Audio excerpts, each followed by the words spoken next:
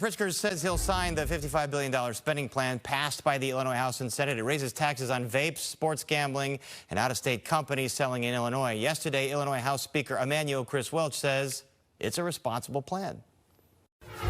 This is a budget that was responsible and compassionate. It had a mixture of cuts and efficiencies that were identified, ways to do things better on the government side. But it also included some revenue streams. It included taxes on tobacco products and vaping products. It included sports betting taxes.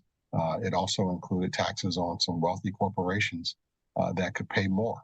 There were no broad-based taxes in this package. This was really done in a very well thought out, responsible, and compassionate way so that we could protect vital human sources and education funding, K through 12, pre-K. Really proud of the work that we did. And we also spoke with the House GOP leader, Tony McComey, who is, not surprisingly, not much of a fan of this budget. What we would like to see is a holistic approach on our tax structure, because we all know our corporate taxes need to go down. We can bring things more in line, and just to add more taxes that just get passed on to the consumer is not the best way. Just at a Rotary meeting just a half hour ago, and a younger couple in their 40s and 50s, one of each right there, are moving to Mississippi. And their property taxes are way less. Their overall fees are going to be way less. And we can't have that. We just can't have people leaving. But when you talk about putting, an extra vaping tax or sports betting tax, is that at least better than doing a income tax hike? Well, it's interesting because when you saw some of the Democrats talking about the sin taxes, they say, well, it's okay because we're just taxing behavior. Well, that would be fine because you can pick and choose what you want to do. And I agree with that. You can pick and choose, but they're not willing to tax criminals or enhance penalties when they're doing something wrong. And so you can't have it both ways. You can say, well, we're going to tax that bad behavior, but we're not going to penalize for that bad behavior. So, I mean, the hypocrisy is pretty rich. When you talk about how the state's kind of drowning in red ink, they had to close a $3.5 billion budget gap, but then you see something like $40 million in there for high school sports complex at the speaker's alma mater. What's your reaction to that? Yeah, it's pretty tough. And it came in at the last minute. So I'm sure when the Democrats said, okay, we agree on this budget, that wasn't part of the conversation, I'm gonna guess. But not only that, it's like the governor puts together this bridge fund for $100 million.